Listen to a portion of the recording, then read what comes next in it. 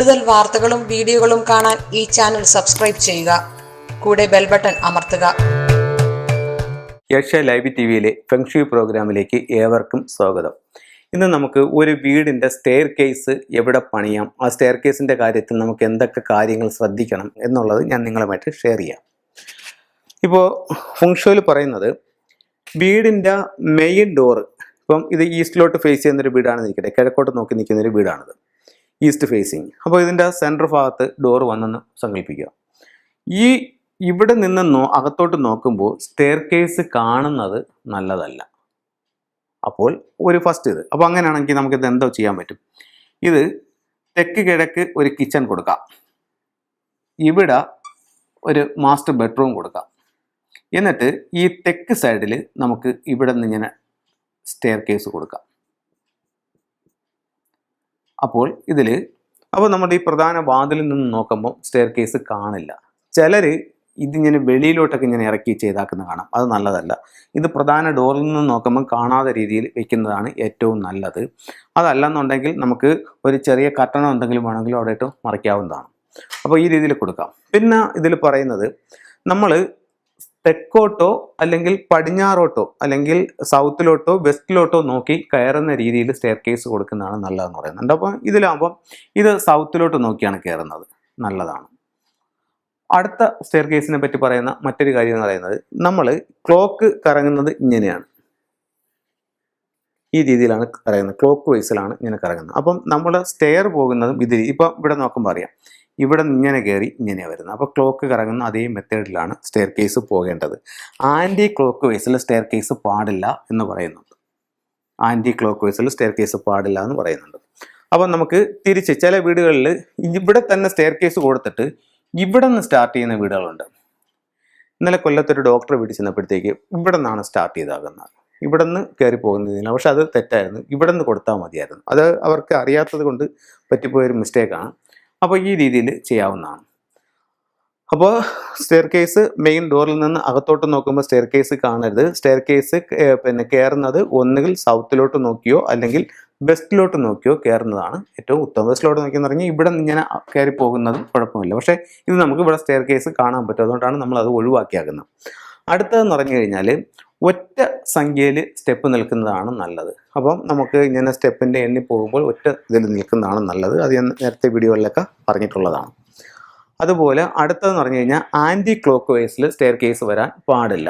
പിന്നെ വടക്ക് കിഴക്ക് ഭാഗത്തും സ്റ്റെയർ കേസ് വരാൻ പാടില്ല. വടക്ക് കിഴക്ക് ഭാഗത്ത് സ്റ്റെയർ കേസ് വരാൻ പാടില്ല എന്ന് പ്രധാനമായിട്ടും പറയുന്നൊരു കാര്യം, നമ്മളൊരു കെട്ടിടം പണിയുമ്പോഴത്തേക്ക് ഏറ്റവും ഉയർന്നു നിൽക്കേണ്ട ഭാഗം എന്ന് പറയുന്നത് അതിൻ്റെ സൗത്ത് വെസ്റ്റ് കോർണറാണ്. ഇവിടെയാണ് എപ്പോഴും ഉയർന്നു നിൽക്കേണ്ടത്.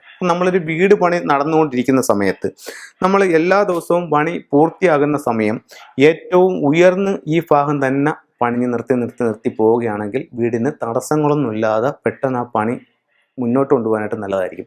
അതേസമയം ഇവിടെയാണ് നിങ്ങൾ ഉയർത്തി നിൽക്കുന്നതെന്നുണ്ടെങ്കിൽ പണി തടസ്സപ്പെടാനുള്ള സാധ്യതയും കൂടുതലാണ്.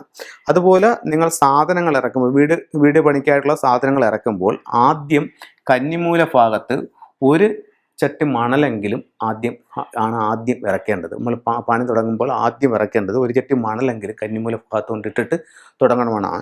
ഇപ്പോൾ എല്ലാവരും ചെയ്യുന്നത് ആദ്യം പാറയായിരിക്കും ഇറക്കുന്നത്, അതല്ല മണലാണ് ഇറക്കേണ്ടത്. അത് കഴിഞ്ഞിട്ട് രണ്ടാമത്തെ കാര്യം എന്ന് പറയുന്നത്, നമുക്ക് ഇറക്കാനുള്ള സാധനങ്ങളൊക്കെ തെക്ക് പടിഞ്ഞാറ് ഇറക്കുന്നതുകൊണ്ട് കുഴപ്പമില്ല. അതേസമയം വടക്ക് കിഴക്ക് ഇറക്കുന്നത് വളരെ മോശമായിട്ട് പറയുന്നുണ്ട്. വടക്ക് കിഴക്ക് ഇറക്കുന്നത് പണി മുന്നോട്ട് പോകാതെ തടസ്സപ്പെടാനും സാധ്യതകൾ ഒത്തിരിയാണ്. അപ്പോൾ ഈ ഒരു ഭാഗവും വലിയൊരു ദോഷമായിട്ട് കാണുന്നുണ്ട്.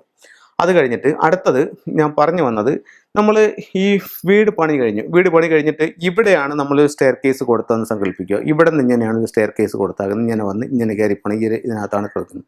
അപ്പോൾ അങ്ങനെയാണെങ്കിൽ മുകളിൽ ഈ സ്റ്റെയർ കയറി ചെല്ലാനായിട്ടൊരു റൂം കാണും. അപ്പം ഈ റൂമായിരിക്കും മുകളിൽ ഉയർന്നു നിൽക്കുന്നത്. അപ്പോൾ സ്വാഭാവികമായും കന്നിമൂല താന്നു പോവുകയും ഈശാനകോണും ഉയർന്നു നിൽക്കുകയും ചെയ്യുന്ന ഒരവസ്ഥയുണ്ടാകും. അത് നല്ലതല്ല. എപ്പോഴും കന്നിമൂല ഭാഗമാണ് ഉയർന്ന് നിൽക്കേണ്ടത്. ഇനി ഒരു വീട് നമ്മൾ വെക്കുമ്പോഴത്തേക്ക് വാട്ടർ ടാങ്ക് എവിടെ വെക്കുന്നതാണ് ഏറ്റവും നല്ലത്, അത് എങ്ങനെ ചെയ്യാം എന്നുള്ളത് പറയാം. ഇതിപ്പോൾ ഒരു വീടാണ്. വീട്ടിൽ നമ്മൾ പണികളെല്ലാം ചെയ്തിട്ട് അവസാനം വാട്ടർ ടാങ്ക് വെക്കണം. വാട്ടർ ടാങ്ക് വെക്കാനായിട്ട് ഇതിൽ ഒരു ഇതുള്ളതെന്ന് പറഞ്ഞു കഴിഞ്ഞാൽ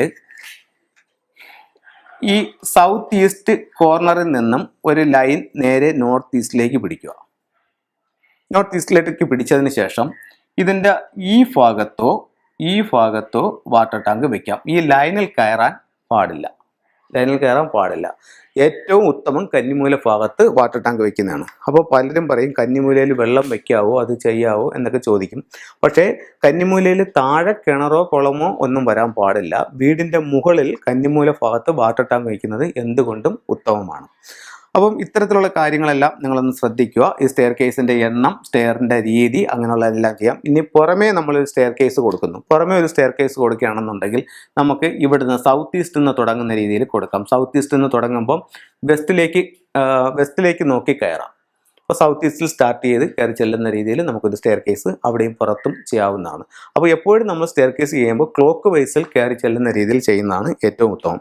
അപ്പോൾ ഇത്തരത്തിലുള്ള ചെറിയ ചെറിയ കാര്യങ്ങളാണെങ്കിലും ഇതൊക്കെ നിങ്ങൾ ശ്രദ്ധിക്കുക. നിങ്ങളുടെ ജീവിതത്തിൽ വലിയ വലിയ മാറ്റങ്ങൾ ഉണ്ടാവട്ടെ എന്ന് പ്രാർത്ഥിച്ചുകൊണ്ട് നിർത്തുന്നു. നന്ദി, നമസ്കാരം.